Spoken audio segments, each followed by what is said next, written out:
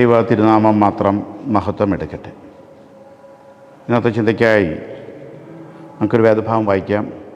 സൗഖ്യമാക്കുവാൻ നിൻ്റെ കൈ നീട്ടുന്നതിനാലും നിൻ്റെ പരിശുദ്ധാസനായ യേശുവിൻ്റെ നാമത്താൽ അടയാളങ്ങളും അത്ഭുതങ്ങളും ഉണ്ടാകുന്നതിനാലും നിൻ്റെ വചനം പൂർണ്ണ ധൈര്യത്തോടും കൂടെ പ്രസ്താവിപ്പാൻ നിൻ്റെ ദാസന്മാർക്ക് കൃപ നൽകണമേ. ഇങ്ങനെ പ്രാർത്ഥിച്ചപ്പോൾ അവർ കൂടിയിരുന്ന സ്ഥലം കുലുങ്ങി എല്ലാവരും പരിശുദ്ധാത്മാവ് നിറഞ്ഞവരായി ദൈവവചനം ധൈര്യത്തോടെ പ്രസ്താവിച്ചു. നമുക്ക് നിമിഷം അങ്ങനെ അടക്കാൻ പ്രാർത്ഥിക്കും. സ്വർഗീയപിതാവേ, കാരുണ്യവാനായ കർത്താവേ, പരിശുദ്ധാത്മാവേ, നിൻ്റെ സന്നിധിയിൽ നിൻ്റെ മക്കളോട് ചേർന്ന് ഇടിവിൽ നിന്ന് ഞങ്ങൾ ഐകമത്യപ്പെട്ടൊരു വാക്ക് പ്രാർത്ഥിക്കുക. സ്വർഗത്തിനും ഭൂമിക്കും നാഥനും സ്വർഗസ്ഥനുമായ പിതാവേ, അങ്ങയുടെ പുത്രൻ്റെ നാമത്താൽ അവിടെ ഞങ്ങൾ ഓരോരുത്തരെയും ദിനം തോറും നിമിഷം തോറും കുടുംബമായി കാത്തുകൊള്ളണമെന്ന് പ്രാർത്ഥിക്കുന്നു. ഞാൻ എൻ്റെ കുടുംബവും ഞങ്ങളെ സേവിക്കുന്ന സത്യവചനം എളിദാസനിൽ വചനം കേൾക്കാനിരിക്കുന്ന മുഴുവൻ പേരിലും നിവൃത്തിയാകട്ടെ എന്ന് പ്രാർത്ഥിക്കുന്നു. കർത്താവെ, വായിച്ച വേദഭാഗം വായിച്ചപ്പോൾ അവിടെ പറഞ്ഞിരിക്കുന്നത് പോലെ കർത്താവെ, സൗഖ്യമാക്കുവാൻ ഈ വചനം കേൾക്കുന്നവരുടെ മേൽ നിൻ്റെ കൈ നീട്ടണം. നിൻ്റെ പരിശുദ്ധാസനായ യേശുവിൻ്റെ നാമത്താൽ അടയാളങ്ങളും അത്ഭുതങ്ങളും ഉണ്ടാകുന്നതിനാലും നിൻ്റെ വചനം പൂർണ്ണ ധൈര്യത്തോടും കൂടെ പ്രസ്താവിപ്പാൻ നിൻ്റെ ദാസന്മാർക്ക് കൃപ നൽകണം. കർത്താവേ, അങ്ങനെ പ്രാർത്ഥിച്ചപ്പോൾ ഉണ്ടായതുപോലെ ഈ വചനം കേൾക്കുന്ന സ്ഥലങ്ങളിലെല്ലാം, എവിടെ ഇരുന്ന് വചനം കേൾക്കുന്നുവോ, കേൾക്കുന്ന വ്യക്തികൾ ഇരുന്ന് വചനം കേൾക്കുമ്പോൾ തന്നെ അസ്ഥലം കുലുങ്ങുവാൻ തക്കവണ്ണമുള്ള, ആ വ്യക്തിയിൽ വലിയ മാനസാന്തരം ഉണ്ടാകുവാൻ തക്കവണ്ണമുള്ള വലിയ പ്രവൃത്തി കർത്താവെ അവരുടെ മേൽ വെളിപ്പെടുകയും പരിശുദ്ധാത്മാവ് നിറഞ്ഞവരായി കർത്താവെ ദൈവത്തെ മഹത്വപ്പെടുത്തുവാൻ തക്കവണ്ണം, അനേകർ കർത്താവിനെ മഹത്വപ്പെടുത്തി സാക്ഷ്യം പറയുവാൻ തക്കവണ്ണം ദൈവമേ ഇടവരുത്തുമാറാകണമെന്ന് പ്രാർത്ഥിക്കും. ഏത് രോഗത്താൽ, ഭാരത്താൽ, വേദനയാൽ ഇരിക്കുന്നുവോ അവരെല്ലാം സൗഖ്യം പ്രാപിക്കണം. കർത്താവെ, പ്രാർത്ഥന കേട്ടതിനായി സ്തോത്രം. എല്ലാം കർത്താവായ യേശു ക്രിസ്തുവിൻ്റെ അൻപുള്ള നാമത്തിൽ താഴ്മയോടെ ചോദിക്കുന്നു. കൃപയോടെ കേട്ടുത്തരമരളയണമേ. ആമേൻ. ദൈവ തിരുനാമം മാത്രം മഹത്വം എടുക്കട്ടെ. ഇന്ന് വായിച്ച വേദഭാഗം നമ്മൾ ചിന്തിക്കുമ്പോൾ തിരിച്ചറിയേണ്ടത്, ഞാനും നിങ്ങളും ക്രിസ്തുവിലൊരു അസാധാരണ ജീവിതത്തിൻ്റെ ഉടമകളാകണം. ക്രിസ്തുവിലൊരു അസാധാരണ വ്യക്തിയായി മാറണം. ക്രിസ്തുവിലൊരു അസാധാരണ പ്രവൃത്തികൾ ചെയ്യുന്നവരായി കർത്താവെ ഞങ്ങളും ഈ വചനം കൈക്കൊള്ളുന്നവരും രൂപാന്തരം പ്രാപിക്കണം. അതാണ് കർത്താവെ ഞങ്ങളുടെ ഈ ശുശ്രൂഷയുടെ ലക്ഷ്യം. കർത്താവെ, ക്രിസ്തു കേന്ദ്രീകൃത ജീവിതം, ക്രൈസ്റ്റ് സെൻറ്റേർഡ് ലൈഫ് ആരംഭിപ്പാൻ ഈ ശുശ്രൂഷ മുഖാന്തരമാക്കി തീർക്കുമാറാകണമേ എന്ന് കർത്തൃനാമത്തിൽ പ്രാർത്ഥിക്കുന്നു. യേശുവെ സ്തുതി, യേശുവെ സ്തോത്രം, യേശുവെ നന്ദി, യേശുവെ ആരാധന. ഇന്ന് വായിച്ച വേദഭാഗത്തിൻ്റെ മർമ്മങ്ങളുടെ നടുവിൽ നീ ഞങ്ങളുടെ ഹൃദയങ്ങളിലേക്ക് അത് വെളിപ്പെടുത്തി തരണം. താവേ, ഞങ്ങൾ വായിച്ചത് സൗഖ്യമാക്കുവാൻ നിൻ്റെ കൈ നീട്ടുന്നു. നിൻ്റെ പരിശുദ്ധാസനായ യേശുവിൻ്റെ നാമത്താൽ അടയാളങ്ങൾ അത്ഭുതങ്ങൾ ഉണ്ടാകുന്നു. കർത്താവേ, ഇന്ന് ഈ വചനം കേൾക്കുമ്പോൾ നിൻ്റെ കൈ നീട്ടണം. കർത്താവേ, പരിശുദ്ധാസനായ യേശുവിൻ്റെ നാമത്താൽ അടയാളങ്ങൾ അത്ഭുതങ്ങൾ സംഭവിക്കണം. പരിശുദ്ധാത്മാവിൽ നിറവുള്ളവരായി തീരണം. ഈ മൂന്ന് കാര്യം നിൻ്റെ സന്നിധി ചോദിച്ചുകൊണ്ടാണ് ഞങ്ങൾ ശുശ്രൂഷ ആരംഭിക്കുന്നത്. അത് ഞാൻ കേൾക്കുന്ന മുഴുവൻ പേരും ക്രിസ്തുവിൽ അസാധാരണ ജീവിതത്തിനുടമയാകണം, ക്രിസ്തുവിൽ ഒരു അസാധാരണ വ്യക്തിയാകണം, ക്രിസ്തുവിൽ ഒരു അസാധാരണ പ്രവൃത്തികൾ ചെയ്യുന്നവരായി മാറണം. ദൈവനാമം മാത്രം മഹത്വം എടുക്കട്ടെ. പഴയ നിയമത്തിൽ ഒന്നാമത്തെ ആദം, ദൈവത്തിൻ്റെ സാദൃശ്യത്തിലും സ്വരൂപത്തിലുമാണ് ആദമിനെ ദൈവം സൃഷ്ടിച്ചത്. ആ ആദമിൽ ഹവ്വയുണ്ടായിരുന്നു. ആദമിൽ നിന്ന് ഹവ്വയെ വേർപെടുത്തി. ആദമിനും ഹവ്വയ്ക്കും ജീവിക്കാൻ ഏദൻ തോട്ടം കൊടുത്തു. കർത്താവ് പറഞ്ഞു, ഏദൻ തോട്ടത്തെ കാക്കണം, അവിടെ വേല ചെയ്യണം. അങ്ങനെ ഏദൻ തോട്ടത്തിലാക്കിയ ആദം, ഹവ്വ ഏദൻ തോട്ടത്തിൽ കാക്കണമെന്ന് പറഞ്ഞത് അവർ സ്വീകരിക്കാതെ ഏദൻ തോട്ടത്തിലേക്ക് കടന്നു വന്ന സാത്താനെ അവർ കൈക്കൊണ്ടു, പിശാചിനെ അവർ കൈക്കൊണ്ടു. പിശാച് പറഞ്ഞ വാക്ക് യേശു പറഞ്ഞ് തള്ളിക്കളഞ്ഞു. പിശാച് പറഞ്ഞ വാക്കുകളെ അവിടെ കൈക്കൊണ്ടു. അത് മുഖാന്തരം ദൈവതേജസ് നഷ്ടപ്പെട്ടു. അവിടെ എന്നേക്കും ജീവിപ്പാൻ സംഗതി വരുന്ന ജീവവൃക്ഷത്തിൻ്റെ ഫലമുണ്ടായിരുന്നു. ആ ജീവവൃക്ഷത്തിൻ്റെ ഫലം ഭക്ഷിക്കാനുള്ള യോഗ്യത നഷ്ടപ്പെട്ട് ഏദൻ തോട്ടത്തിൽ നിന്ന് അവരെ പുറത്താക്കി. അവരുടെ ദൈവ തേജസ് നഷ്ടപ്പെട്ടു. അതുവരെയും എല്ലാ ദിവസവും ദൈവത്തോടുകൂടെ നടന്ന ആ ദൈവ സാന്നിധ്യവും അവർക്ക് നഷ്ടപ്പെട്ടു. ഇതാണ് ആദമിന് സംഭവിച്ചത്. എന്നാൽ ആ ആദമിന് സൃഷ്ടിച്ചപ്പോൾ ആദമിനെ കൊടുത്ത അധികാരം സകല മൃഗങ്ങളുടെ മേൽ അവന് അധികാരം കൊടുത്തിരുന്നു. തെളിവെന്താണെന്ന് ചോദിച്ചാൽ ഓരോ മൃഗവും ആദമിൻ്റെ മുമ്പിൽ വന്നു. ആദം ഇട്ടത് അവന് പേരായി. ആദമിൻ്റെ മുമ്പിൽ ആന വന്നു. ആന വന്നിട്ട് ആദൻ മുൻപിൽ കുനിഞ്ഞു. ആ സമയം തന്നെ അവനെ വലിയവനാക്കി ആന എന്ന് പേരിട്ടു. ബൈബിളിലുള്ളതല്ല. എന്നാൽ പോലും നമ്മൾ തിരിച്ചറിയേണ്ടത് ആ താഴ്മ ഇന്ന് എന്നിലും നിങ്ങളിലും ഉണ്ടാകുന്നുവെങ്കിൽ നമ്മളെ വലിയവനാക്കാൻ എൻ്റെ ദൈവത്തിന് കഴിയും. കന്യമറിയാതെ നമ്മളെ കാണിച്ചു തന്നതാണ്. എൻ്റെ താഴ്ചയിൽ ദൈവം കടാക്ഷിച്ചുവല്ല. ആ താഴ്ച നമ്മളിലുണ്ടെങ്കിൽ ക്രിസ്തുവിൽ അസാധാരണ ജീവിതം നയിപ്പാൻ, ക്രിസ്തുവിലൊരു അസാധാരണ വ്യക്തിയാകുവാൻ, ക്രിസ്തുവിലൊരു അസാധാരണ പ്രവൃത്തികൾ ചെയ്യുവാൻ നമ്മളെ യോഗ്യമാക്കും.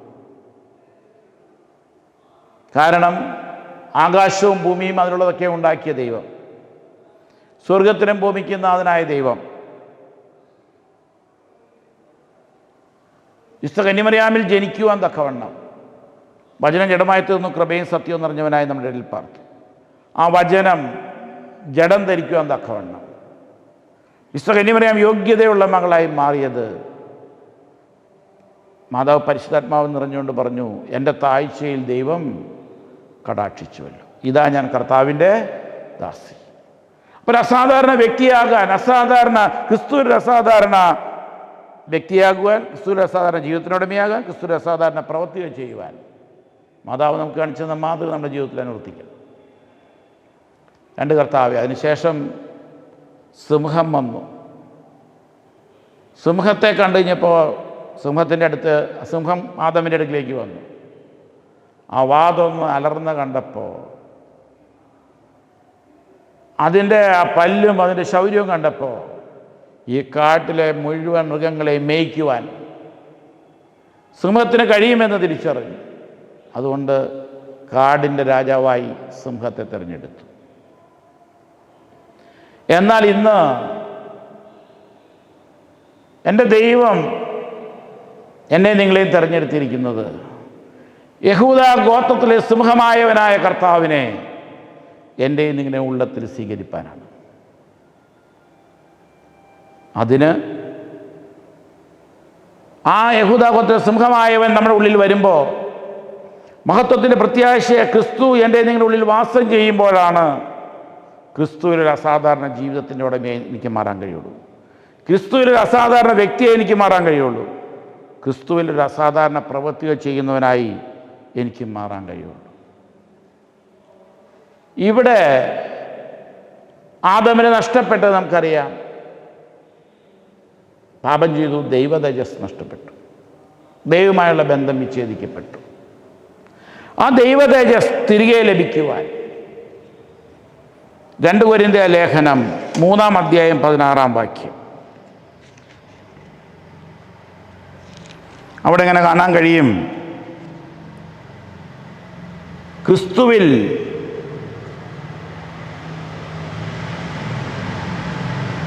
കർത്താവിലേക്ക് തിരിയുമ്പോൾ മൂടുപടം നീങ്ങിപ്പോകുന്നു.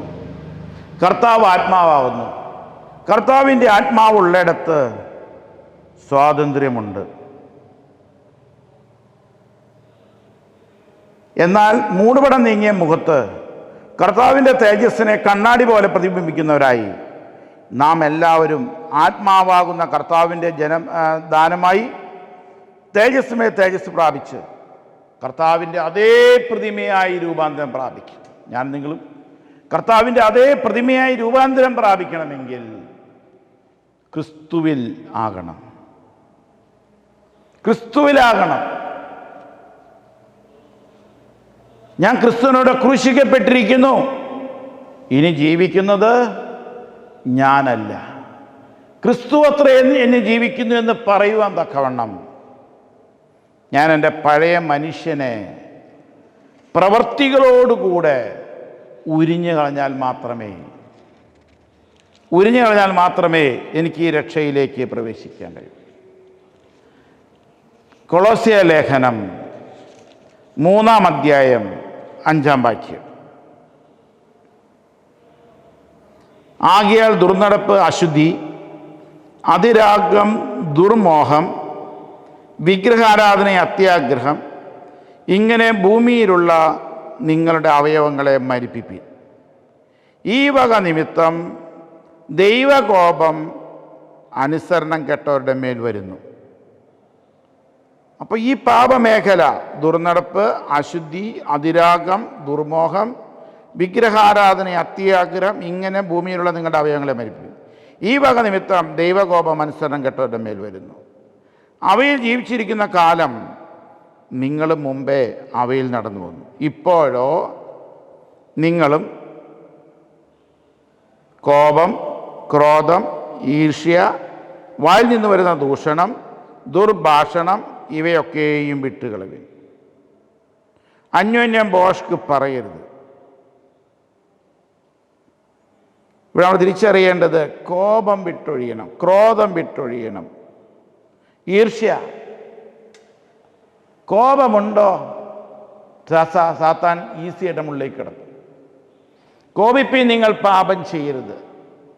സൂര്യൻ അസ്തമിക്കുവോളം കോപം വെച്ചുകൊണ്ടിരിക്കരുത്. പിശാചിനിടം കൊടുക്കരുത്. അപ്പോൾ കോപമുണ്ടെങ്കിൽ പിശാച് നമ്മളിൽ കിടക്കുകയാണ്. അങ്ങനെ ദൈവത്തിൻ്റെ മക്കളായിരുന്നു നമ്മൾ പിശാചിൻ്റെ അടിമത്വത്തിലേക്ക് മാറും. ആദം ദൈവകൽപ്പന ലംഘിച്ചു, അനുസരണക്കേട് കാണിച്ചു. ആദമിൽ സാത്താൻ കടന്നു, ദൈവതേജസ് നഷ്ടപ്പെട്ടു. അങ്ങനെ നഷ്ടപ്പെട്ട നമുക്ക് വീണ്ടും ആ ദൈവതേജസ് തിരികെ കിട്ടാൻ നമ്മൾ ചെയ്യേണ്ട കാര്യമാണ്, നമ്മൾ നേരത്തെ പറഞ്ഞു, ക്രിസ്തുവിലേക്ക് തിരിയണം. ക്രിസ്തുവിലേക്ക് തിരിയുന്നൊരു വ്യക്തി തേജസ്മേ തേജസ് പ്രാപിക്കും.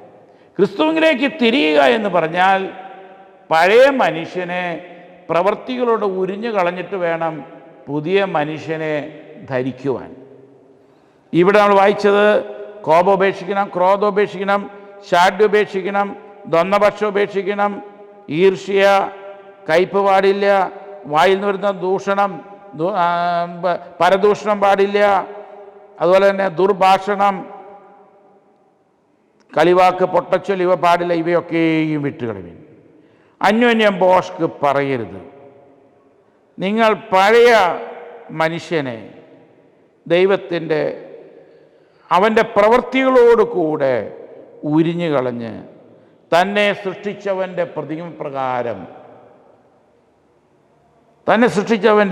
പ്രതിമപ്രകാരം പുതുക്കം പ്രാപിക്കുന്ന പുതിയ മനുഷ്യനെ ധരിച്ചിരിക്കുന്നുവല്ലോ. ആ പഴയ മനുഷ്യനെ പ്രവൃത്തികളോട് ഉരിഞ്ഞു കളയണം എന്ന് പറഞ്ഞാൽ എല്ലാ ജഡീക സ്വഭാവങ്ങളെയും മരിപ്പിക്കണം. ഗലാത്യ ലേഖനം 5:19, 1 കൊരിന്ത്യർ ലേഖനം 6:9-10. ഇവിടെ എല്ലാം പറഞ്ഞിരിക്കുന്ന എല്ലാ ദുഷ്പ്രവൃത്തികളെയും, എല്ലാ തെറ്റായ മേഖലകളെയും, എല്ലാ ജഡീക സ്വഭാവങ്ങളെയും മരിപ്പിച്ചാലേ ഒരു പുതിയ മനുഷ്യനെ ധരിച്ച് തേജസ് പ്രാപിക്കാനായിട്ട് കഴിയുകയുള്ളൂ. നഷ്ടപ്പെട്ട തേജസ് തിരികെ നമ്മുടെ മേൽ വരണം. അതാണ് ദൈവം നമ്മളിന്നും ആഗ്രഹിക്കുന്ന കാര്യം. ഇവിടെ വീണ്ടും അവിടെ പറയുക, അതിൽ യവനനും യഹൂദനും എന്നില്ല. വീണ്ടും പറയുക, ബർബരൻ, ശകൻ, ദാസൻ, സ്വതന്ത്രനും എന്നുമില്ല. ക്രിസ്തു അത്ര എല്ലാവരിലും എല്ലാമാകുന്നു. ഏതൊരു വ്യക്തി അനുതാപത്തോടെ ദൈവസന്നിധിയിലേക്ക് മടങ്ങി വരുന്നുവോ അവനിലെല്ലാം ഈ ദൈവപ്രവൃത്തി വെളിപ്പെടുമെന്ന് നമ്മൾ അവർക്കെല്ലാം ഒരു പുതിയ മനുഷ്യനായി തീരാൻ കഴിയും. അവിടെ ഇന്ന ആളെന്നില്ല, ജാതി എന്നില്ല, വർണ്ണമെന്നില്ല, വർഗമെന്നില്ല. ആര് ക്രിസ്തുവിനെ സ്വീകരിച്ച് ക്രിസ്തുവിൽ തൻ്റെ ജഡിക സ്വഭാവത്തെ മരിപ്പിക്കുന്നുവോ അവനൊരു പുതിയ മനുഷ്യനായി തീരാൻ കഴിയും. ആ പാപപ്രവൃത്തികളെ മരിപ്പിക്കുക എന്ന് പറഞ്ഞാൽ എന്താണ്? നാം തിരിച്ചറിയേണ്ടത് അത് ക്രിസ്തുവിലാണ് നീങ്ങിപ്പോകുന്നത്. നമ്മൾ പറഞ്ഞു, ക്രിസ്തുവിനത് നീങ്ങിപ്പോകണമെങ്കിൽ നമ്മൾ വിശ്വസിക്കേണ്ടത് യേശു നമ്മുടെ പാപങ്ങൾക്ക് വേണ്ടി തിരുവെഴുത്തുകളിൻ പ്രകാരം മരിച്ചു, അടക്കപ്പെട്ടു, തിരുവെഴുത്തുകളിൻ പ്രകാരം മൂന്നാം നാൾ ഉയർത്തെഴുന്നേറ്റു, സ്വർഗത്തിൽ കരേറി ദൈവത്തിൻ്റെ വലതുഭാഗത്ത് ജീവനോടെ ഇരിക്കുന്നു എന്ന് വിശ്വസിച്ചുകൊണ്ട് ഞാനും നിങ്ങളും അറിഞ്ഞും അറിയാതെയും ചെയ്തു വരുന്ന മുഴുവൻ പാപങ്ങളെ ഏറ്റുപറഞ്ഞുപേക്ഷിക്കണം. അപ്പോൾ യേശു നമ്മുടെ പാപങ്ങളെ അവൻ്റെ ശരീരത്തിൽ ചുമന്നുകൊണ്ട് ക്രൂശിന്മേൽ കയറി അവൻ്റെ അടിപ്പിണരുകളാൽ എനിക്ക് നിങ്ങൾക്ക് സൗഖ്യം തരും. അവിടെ പൂർണ്ണമായി നമ്മളൊരു പുതിയ സൃഷ്ടിയാക്കി തീർക്കുക, പഴയ മനുഷ്യനെ പ്രവൃത്തിയുടെ ഉരിഞ്ഞു കളയുകയാണ് ചെയ്യുന്നത്. ആ അനുഭവത്തിലേക്ക് നമ്മൾ ഉയർത്തപ്പെടും. അവിടെ പഴയ മനുഷ്യനില്ല. ഞാൻ ക്രിസ്തുവിനോട് ക്രൂശിക്കപ്പെട്ടു, ഇനി ഞാനില്ല, ഞാനെന്ന വ്യക്തിയില്ല, ഞാൻ മരിച്ചു. ക്രിസ്തു എന്നിൽ ജീവിക്കുക. പിന്നെ എന്നിലൂടെ നടക്കുന്ന പ്രവൃത്തികളെല്ലാം ക്രിസ്തുവിൻ്റെ പ്രവൃത്തികളാണ്. നാം മാത്രം മഹത്വം എടുക്കട്ടെ. അപ്പോൾ അതിലേക്കാണ് ഞാൻ നിങ്ങളും ഉയർത്തപ്പെടേണ്ടത്. അങ്ങനെ പുതിയ മനുഷ്യ ധരിച്ചു, ദൈവതേജസ് കിട്ടി, പോരാ. ഒരു പുതിയ ക്രിസ്തുവിൽ ഒരു അസാധാരണ വ്യക്തിയാകാൻ വീണ്ടും ദൈവത്തിന് വചനം പറയുന്നു. ക്രിസ്തു വിശ്വാസത്താൽ എന്ന് പറഞ്ഞാൽ ഗലാത്യ ലേഖനം 3:26 ഗലാത്യ ലേഖനം 3:26 വായിക്കുമ്പോൾ ഒരാൾ ക്രിസ്തുവിൽ പുതിയ സൃഷ്ടിയായി മാറുന്നു എന്ന് മാത്രമല്ല, ക്രിസ്തുവിൽ വിശ്വസിക്കുമ്പോൾ സംഭവിക്കുന്നത് ക്രിസ്തു യേശുവിലെ വിശ്വാസത്താൽ നിങ്ങളെല്ലാവരും ദൈവത്തിൻ്റെ മക്കളാകും. ക്രിസ്തു യേശുവിൽ വിശ്വസിക്കുന്ന സമയം തന്നെ അവർ ദൈവത്തിൻ്റെ മക്കളാകുന്നു. 1 ജോൺ 5:1 പറയുന്നു, ആര് യേശുവിനെ ക്രിസ്തു എന്ന് വിശ്വസിക്കുന്നുവോ അവനെല്ലാം ദൈവത്തിന് ജനിച്ചിരിക്കുന്നു. ഇവിടെ തുടർമാനമായി പറയുന്നത് ക്രിസ്തുവിനോട് ചേരുവാൻ സ്നാനമേറ്റിരിക്കുന്ന നാം ക്രിസ്തുവിനെ, എല്ലാവരും തന്നെ ക്രിസ്തുവിനെ ധരിച്ചിരിക്കുന്നു. അപ്പം ക്രിസ്തുവിനോട് ചേരുവാൻ ഞാനും നിങ്ങളും സ്നാനമേറ്റു എങ്കിൽ ഞാനും നിങ്ങളും ക്രിസ്തുവിനെ ധരിച്ചു. പഴയ മനുഷ്യൻ മാറി, പുതിയ മനുഷ്യൻ വെളിപ്പെട്ടു വന്നു. ദൈവം നാം മാത്രം മഹത്വം എടുക്കട്ടെ. നമ്മൾ തിരിച്ചറിയേണ്ടത് അകമേ ഒരു മനുഷ്യനുണ്ട്, പുറമേ ഒരു മനുഷ്യനുണ്ട്. പുറമേയുള്ള മനുഷ്യനെ മരിപ്പിക്കുക എങ്കിലേ അകമേയുള്ള മനുഷ്യൻ വെളിപ്പെട്ടു വരുള്ളൂ. പുറമേയുള്ള മനുഷ്യൻ്റെ സ്വഭാവമാണ് ഇപ്പോൾ നമ്മൾ പറയുന്നത്. ആ സ്വഭാവത്തെ മരിപ്പിക്കണം. റോമാലേഖനം 13 വാക്യം വായിക്കുമ്പോൾ പകൽ സമയത്ത് എന്ന പോലെ നാം മര്യാദയെ നടക്കുക, വെറിക്കൂത്തുകളിലും മദ്യപാനങ്ങളിലുമല്ല, ശയനമോഹങ്ങളിലും ദുഷ്കാമങ്ങളിലുമല്ല, പിണക്കത്തിലും അസൂയയിലുമല്ല. ഈ പാപമേഖലകൾ ഉപേക്ഷിക്കണം. എന്നിട്ട് കർത്താവ് പറയുന്നു, കർത്താവായ യേശു ക്രിസ്തുവിനെ തന്നെ ധരിച്ചുകൊള്ളുവിൻ. എന്നാലേ നമുക്ക് കർത്താവായ യേശു ക്രിസ്തുവിനെ ധരിക്കാൻ പറ്റുള്ളൂ. മോഹങ്ങൾ ജനിക്കുമാറ് ഇനി ജഡത്തിനായി ചിന്തിക്കരുത്. ഒരു ജഡിക ചിന്ത വേണ്ട. എന്നേക്കുമായി ജഡിക ചിന്തയെ മരിപ്പിക്കണം. അപ്പോഴാണ് ഒരു വ്യക്തി ക്രിസ്തുവിൽ പുതിയ ജീവിതം ആരംഭിക്കുന്നത്. അതാണ് ദൈവം നമ്മളിൽ നിന്നും ആഗ്രഹിക്കുന്ന കാര്യമെന്ന് നമ്മൾ ശക്തമായി തിരിച്ചറിയുക. അങ്ങനെ നമുക്ക് ക്രിസ്തുവിനെ ധരിക്കാൻ കഴിയുകയാണ്. പഴയ മനുഷ്യനെ ഉരിഞ്ഞു കളഞ്ഞ് പുതിയ മനുഷ്യനെ ധരിക്കുകയാണ്. ഇനി ഒരിക്കൽ പോലും മോഹങ്ങൾ ജനിക്കുമാറ് ജഡത്തിനായി ചിന്തിക്ക പോലും അരുത് എന്ന് ദൈവത്തിൻ്റെ വചനം നമ്മളെ ഓർമ്മപ്പെടുത്തുകയാണ്. അപ്പോൾ ക്രിസ്തുവിൽ അസാധാരണ വ്യക്തിയാകണമെങ്കിൽ ഈ പഴയ മനുഷ്യനെ പ്രവൃത്തികളോട് ഉരിഞ്ഞു കളയണമെന്ന് നമ്മൾ വളരെ വ്യക്തമായി പഠിച്ചു. ഇനി രണ്ടാമത്, ക്രിസ്തുവിൽ അസാധാരണ ജീവിതത്തിൻ്റെ ഉടമയാകണം. ക്രിസ്തുവിൽ അസാധാരണ ജീവിതത്തിൻ്റെ ഉടമയാകുവാൻ 2 കൊരിന്ത്യർ ലേഖനം 5-ാം അധ്യായം 14-ാമത്തെ വാക്യം വായിക്കുമ്പോൾ അവിടെ ഇങ്ങനെ കാണാൻ കഴിയും, എല്ലാവർക്കും വേണ്ടി ഒരുവൻ മരിച്ചിരിക്കെ, എല്ലാവരും മരിച്ചുവെന്നും ജീവിക്കുന്നവർ ഇനി തങ്ങൾക്കായിട്ടല്ല, തങ്ങൾക്ക് വേണ്ടി മരിച്ചു ഉയർത്തെഴുന്നേറ്റവനായിട്ട് ജീവിക്കേണ്ടതിന് അവൻ എല്ലാവർക്കും വേണ്ടി മരിച്ചു. അങ്ങനെ ഇനി ക്രിസ്തു നമ്മിൽ ജീവിക്കുക, ക്രിസ്തുവിനായി നാം ജീവിക്കുക. അവനാണ് ഒരു അസാധാരണ വ്യക്തിയായി മാറുന്നത്, ഒരു അസാധാരണ ജീവിതത്തിൻ്റെ ഉടമയായി. കാരണം ഇതുവരെയും അവന് വേണ്ടി ജീവിച്ചു, അവന് സമ്പാദ്യങ്ങൾ ഉണ്ടാക്കുവാൻ ജീവിച്ചു. ഇനി നമ്മൾ ക്രിസ്തുവിനായി ജീവിക്കുക, ക്രിസ്തുവിൻ്റെ പകരക്കാരനായി നമ്മൾ ജീവിക്കാൻ തുടങ്ങണം. എന്ന് പറയുമ്പോൾ ഒരു ക്രിസ്തുവിൽ അസാധാരണ വ്യക്തിത്വം നമ്മിൽ വെളിപ്പെട്ടു വരണം, അസാധാരണ പ്രവൃത്തികൾ നമ്മളിൽ വെളിപ്പെട്ടു വരണം. ആ ക്രിസ്തുവിൽ അസാധാരണ പ്രവൃത്തികൾ നമ്മളിൽ എങ്ങനെ വെളിപ്പെടും? നമ്മൾ വായിച്ച വേദഭാഗത്തേക്ക് മടങ്ങി വരാം. സൗഖ്യമാക്കുവാൻ നിന്റെ കൈ നീട്ടുന്നു.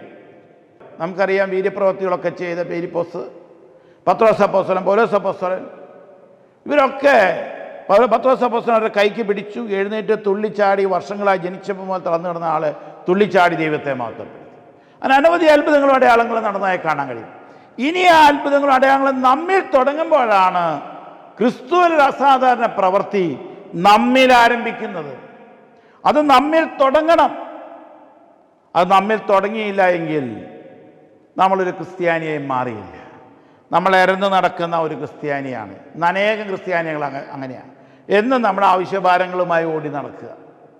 അങ്ങനെയല്ല, ക്രിസ്തു നമ്മിൽ ജീവിച്ച് ഇനി ക്രിസ്തുവിനായി ജീവിക്കുന്ന, ക്രിസ്തുവിനെ പ്രദർശിപ്പിക്കുന്നു. നമ്മളെല്ലാം കാണുമ്പോൾ നമ്മൾ തേജസ് മാറി, ക്രിസ്തുവിനെ ധരിച്ചു, ക്രിസ്തുവിൽ വിശ്വസിച്ചത് മുഖാന്തരം ക്രിസ്തുവിനെ ധരിച്ചു, സ്നാനമേറ്റത് മുഖാന്തരം ക്രിസ്തുവിനെ ധരിച്ചു, പാപമേഖലകൾ ഉപേക്ഷിച്ചത് മുഖാന്തരം ക്രിസ്തുവിനെ ധരിച്ചു. അങ്ങനെ നമ്മളെ കാണുമ്പോൾ ക്രിസ്തുവിനെ കാണുമ്പോൾ എന്താക്കണം, ഒരു പുതിയ സൃഷ്ടിയായി മാറി. ആ രൂപാന്തരം പ്രാപിച്ചാൽ മാത്രം പോരാ, ക്രിസ്തു ചെയ്ത പ്രവൃത്തി നമ്മളിൽ ആരംഭിക്കണം.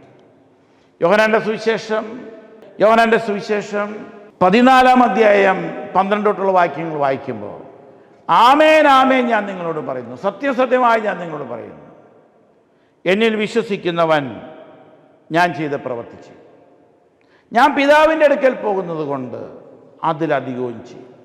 മാത്രമല്ല, ഇനി നിങ്ങൾ എൻ്റെ നാമത്തിൽ അപേക്ഷിക്കുന്നതൊക്കെയും പിതാവായ ദൈവം പുത്രനിൽ മഹത്വപ്പെടേണ്ടതിന് ചെയ്തു തരും. അവിടെ അവസാനിച്ചില്ല. നിങ്ങൾ ഇനി എൻ്റെ നാമത്തിൽ എന്നോട് അപേക്ഷിക്കുന്നു, യേശുവിൻ്റെ നാമത്തിൽ യേശുവിനോട് അപേക്ഷിക്കുന്നതൊക്കെയും യേശു നമുക്ക് ചെയ്തു തരുമെന്നുള്ളൊരു വിശ്വാസത്തിൽ വളർന്നാൽ മാത്രമേ നമ്മൾ ക്രിസ്തുവിൽ ഒരു അസാധാരണ പ്രവൃത്തി ചെയ്യുന്നവരായി മാറുകയുള്ളൂ, ക്രിസ്തുവിൽ ഒരു അസാധാരണ വ്യക്തിയായി മാറുകയുള്ളൂ, ക്രിസ്തുവിൽ അസാധാരണ ജീവിതം നയിക്കുന്നവരായി മാറുകയുള്ളൂ. അത് നമ്മിൽ ആരംഭിക്കണം. ഏതൊരു അത്ഭുതം നടന്നാലും ഞാനല്ല, എന്നിൽ വിശ്വസിക്കുന്ന, എന്നിൽ വസിക്കുന്ന കർത്താവ് ചെയ്യുന്നു, കർത്താവിന് മാത്രം. അതാണ് പറഞ്ഞത്, നിങ്ങൾ എൻ്റെ നാമത്തിൽ എന്നോട് അപേക്ഷിക്കുന്നതൊക്കെയും പിതാവായ ദൈവം പുത്രനിൽ മഹത്വപ്പെടേണ്ടതിന് ചെയ്തു തരും. ആമേൻ. പിതാവായ ദൈവം പുത്രനിൽ മഹത്വപ്പെടേണ്ടതിനാണ് ഈ പ്രവൃത്തിയെല്ലാം നമുക്ക് ചെയ്തു തരുന്നത്. ദൈവത്തിരുനാമം മാത്രം മഹത്വം എടുക്കട്ടെ. അപ്പോൾ പരിപൂർണമായി ദൈവപ്രവൃത്തി നമ്മിൽ വെളിപ്പെട്ട് വരണമെങ്കിൽ ഇന്ന് മുതൽ പാപത്തെ മരിപ്പിച്ച് യേശുവിനെ സ്വന്തം കർത്താവിൻ്റെ രക്ഷകനും നാഥനും ദൈവമായി സ്വീകരിച്ച് യേശുവിനെ കർത്തൃത്വം വിട്ടുകൊടുത്ത് അവൻ്റെ ഇഷ്ടപ്രകാരം ജീവിക്കുന്ന ഒരു വ്യക്തിയായി ഞാൻ നിങ്ങൾ മാറണം. അപ്പോഴാണ് ക്രിസ്തുവിൽ അസാധാരണ പ്രവൃത്തികൾ നമ്മളിൽ ആരംഭിക്കുന്നത്. നമ്മളിൽ ആരംഭിച്ചിട്ടുണ്ടോ എന്ന് നോക്കുക. മരിച്ചവരെ ഉയർപ്പിക്കുവാൻ ദൈവം നമ്മളെ അഭിഷേകം ചെയ്തിട്ടുണ്ട്. വിശ്വസിക്കുന്നവരാൽ ഈ അടയാളം നടക്കും. അതിനെന്താ നമുക്ക് വേണ്ടത്? കർത്താവായ യേശുവിലുള്ള വിശ്വാസം. വിശ്വസിക്കുന്നവരാൽ ഈ അടയാളം നടക്കും. അവർ യേശുവിൻ്റെ നാമത്തിൽ ഭൂതങ്ങളെ പുറത്താക്കും, പുതുഭാഷകളിൽ സംസാരിക്കും, സർപ്പങ്ങളെ പിടിച്ചെടുക്കും, മരണകരമായ യാതൊന്നും കുടിച്ചാൽ അവർക്ക് ഹാനി വരികയില്ല, അവർ രോഗികളുടെ മേൽ കൈവച്ചാൽ അവർക്ക് സൗഖ്യം വരും. നമ്മൾ യേശുവിൻ്റെ നാമത്തിൽ വിശ്വസിച്ചിട്ട് പ്രാർത്ഥിക്കുന്നുവെങ്കിൽ നമ്മൾ കരം വയ്ക്കുമ്പോൾ യേശുവിൻ്റെ കരം കൂടെ ഇരിക്കും, അവർ സൗഖ്യം പ്രാപിക്കും. വിശ്വാസമാണ് നമുക്ക് വേണ്ടത്. ആർക്ക് വേണ്ടി പ്രാർത്ഥിക്കുന്നുവോ അവർക്കും വിശ്വാസം വേണം. അവർക്ക് ഈ യഥാർത്ഥ സത്യോപദേശം പത്യോപദേശം അവർക്ക് പറഞ്ഞു കൊടുത്ത് അവർക്ക് വേണ്ടി പ്രാർത്ഥിക്കുകയാണ്. ഒരു വ്യക്തി മൂവാറ്റുപുഴ ഹോസ്പിറ്റലിൽ മരിക്കാൻ കിടക്കുക, 24 മണിക്കൂർ ആയി, അനക്കമില്ല, ആക്സിഡൻറ്റ് പറ്റി തല പൊളിഞ്ഞിരിക്കുക.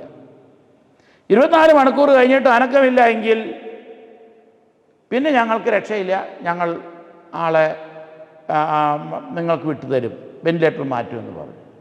24 മണിക്കൂർ കഴിഞ്ഞു, യാതൊരു അനക്കവുമില്ലാതെ കിടക്കുക. എന്നാൽ നമ്മൾ തിരിച്ചറിയേണ്ട ആ സമയത്ത് അവിടെ നിന്നൊരു വ്യക്തി വിളിക്കുക. ഞാൻ ചോദിച്ചു, എന്താണ് നിങ്ങളുടെ വീട്ടിൽ നിങ്ങളുടെ ഭർത്താവ് പുറത്തേക്ക് പോയപ്പോൾ നിങ്ങളുമായിട്ടുണ്ടായ എന്താണ് വിഷമമെന്ന് ചോദിച്ചു. ഭർത്താവുമായിട്ട് ഭിന്നിച്ചിട്ടാണോ പോയെന്ന് ചോദിച്ചു. അതിന് മറുപടി പറയുകയല്ല ചെയ്തത്, ആ മകൾ പൊട്ടി തകർന്ന് കരഞ്ഞു. കരച്ചിലിൽ ഒരു വാക്ക് ഞാൻ വേണ്ടിയില്ല. കരച്ചിലെല്ലാം കഴിഞ്ഞു. ഒറ്റ വാക്ക് പ്രാർത്ഥിച്ചു, കർത്താവേ, ഈ മകളുടെ കണ്ണുനീരിനെ തുരുത്തിയിലാക്കി. ഇനി രക്ഷയില്ല എന്ന് ഡോക്ടർമാർ പറഞ്ഞു, വെന്റിലേഷൻ മാറ്റാൻ തീരുമാനിച്ചു. ആരെങ്കിലും വന്ന് കാണാനുള്ളവരുണ്ടെങ്കിൽ വന്ന് കണ്ടോ, ഇപ്പോൾ ചുരുങ്ങിയ നിമിഷത്തിനുള്ളിൽ ഞങ്ങൾ വെന്റിലേറ്റർ മാറ്റും എന്ന് ഹോസ്പിറ്റൽ ഡോക്ടർ പറഞ്ഞു.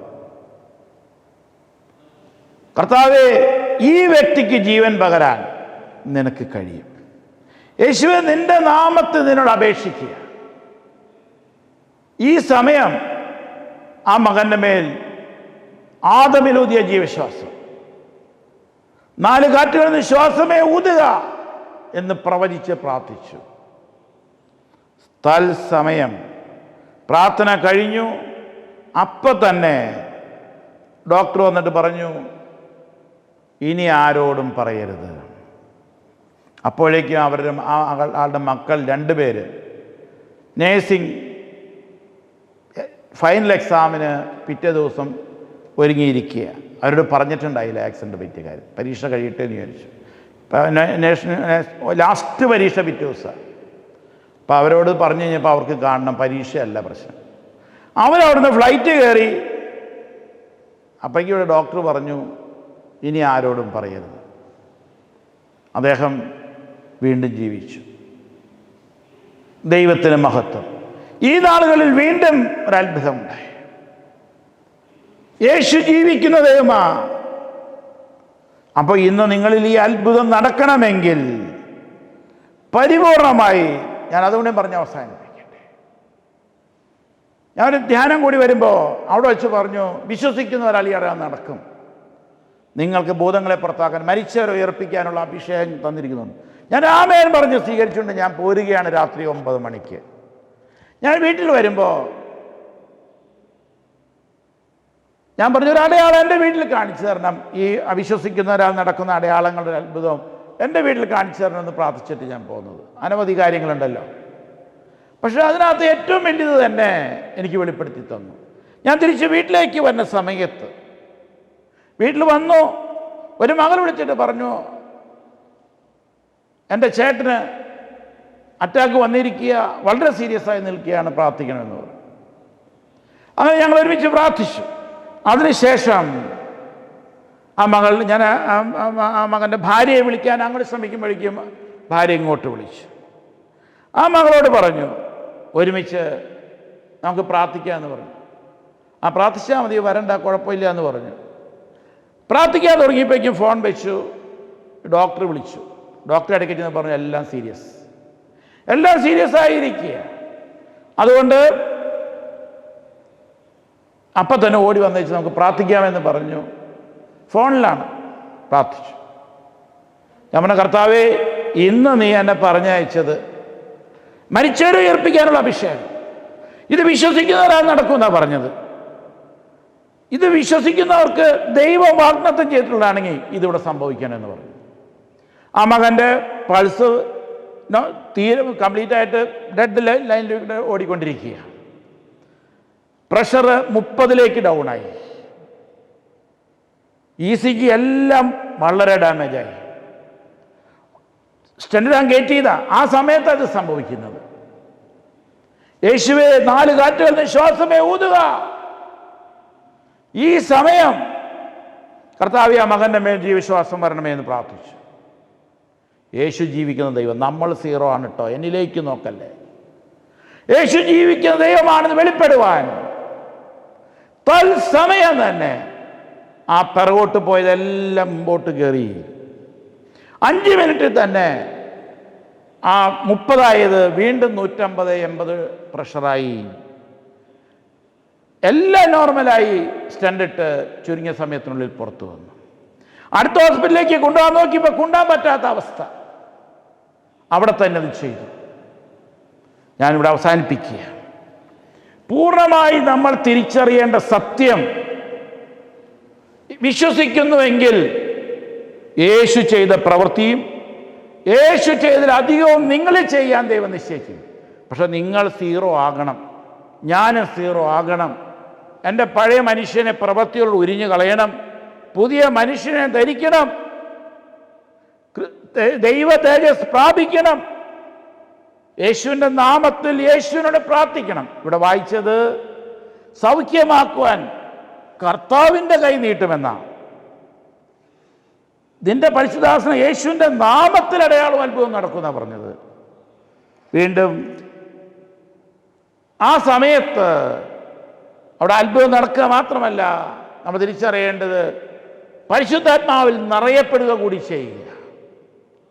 ഞാനിവിടെ അവസാനിപ്പിക്കുക. അപ്പൊ ക്രിസ്തുവിനൊരു അസാധാരണ പ്രവൃത്തികൾ ചെയ്യുന്നവരായി രൂപാന്തരം പ്രാപിക്കണം ഞാനും നിങ്ങളും. ക്രിസ്തുവിൽ ഒരു അസാധാരണ ജീവിതത്തിൻ്റെ ഉടമകളായി മാറണം.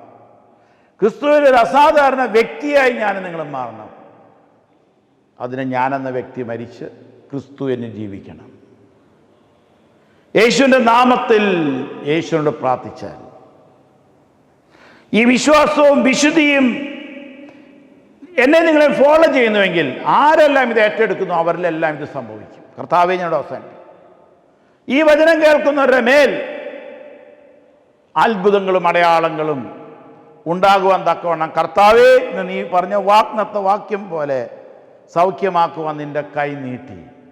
ഈ വചനം ആരെല്ലാം കൈക്കൊള്ളുന്നു അവർക്കെല്ലാം സൗഖ്യം കൊടുക്കട്ടെ എന്ന് പ്രാർത്ഥിക്കുന്നു. ഏത് രോഗത്താൽ കയറിയിരിക്കുന്നു ആ രോഗങ്ങളെ മുഴുവൻ നീ സൗഖ്യമാക്കും. ഈ വചനം കേൾക്കുന്നവർ മുഴുവൻ സൗഖ്യം പ്രാപിച്ചു എന്ന് സാക്ഷ്യം പറയുവാൻ തക്കവണ്ണം ദൈവപ്രവൃത്തി, ദൈവശക്തി, ദൈവ സാന്നിധ്യം, ദൈവകൃപ അവരെ മേൽ വെളിപ്പെടുമാറാകട്ടെ എന്ന് പ്രാർത്ഥിച്ചുകൊണ്ട് പ്രാർത്ഥന നിർത്തുന്നു. എല്ലാം കർത്താവായ യേശു ക്രിസ്തുവിൻ്റെ അൻപുള്ള നാമത്തിൽ താഴ്മടി ചോദിക്കുന്നു. കൃപയോടെ കേട്ടുത്തരമരളയണമേ. ആമേൻ. കർത്താവിൽ ഏറ്റവും അധികം സ്നേഹമുള്ള ദൈവമക്കളെ, ഇന്നത്തെ ധ്യാനത്തിലൂടെ പരിശുദ്ധാത്മാവ് ശക്തമായി നമ്മോട് സംസാരിച്ചു. ഷാൻ ബ്രദറിനെ ദൈവം കരങ്ങളിൽ എടുത്തതോർത്ത് നമുക്ക് ദൈവത്തെ നന്ദിയോടെ സ്തുതിക്കാം. വിശുദ്ധ യോഹന്നാന്റെ സുവിശേഷം 11:40 വിശ്വസിച്ചാൽ നീ ദൈവത്തിൻ്റെ മഹത്വം കാണും. ദൈവത്തിൻ്റെ പ്രവൃത്തി നമ്മളിലൂടെ വെളിപ്പെടാൻ നമ്മുടെ വിശ്വാസം ഒരു വിപ്ലവകരമായ വിശ്വാസമായി തീരേണ്ടതുണ്ട്. പരിശുദ്ധനായ പത്രോസ്ലിഹായും പൗലോസ്ലിഹായും ഒക്കെ നടന്നു പോയപ്പോൾ അവർ നിഴൽ വീണ രോഗികൾ സൗഖ്യം പ്രാപിച്ചു. ദൈവത്തിൻ്റെ മക്കളായ നാം ഞാൻ സൽഗുണപൂർണ്ണനായിരിക്കുന്ന പോലെ നിങ്ങളും സൽഗുണപൂർണ്ണരാകുവിനെന്ന് അരുളി ചെയ്ത ആ ദൈവത്തോളം, യേശുവിനോളം വളരാൻ ദൈവം ആഗ്രഹിക്കുന്നു.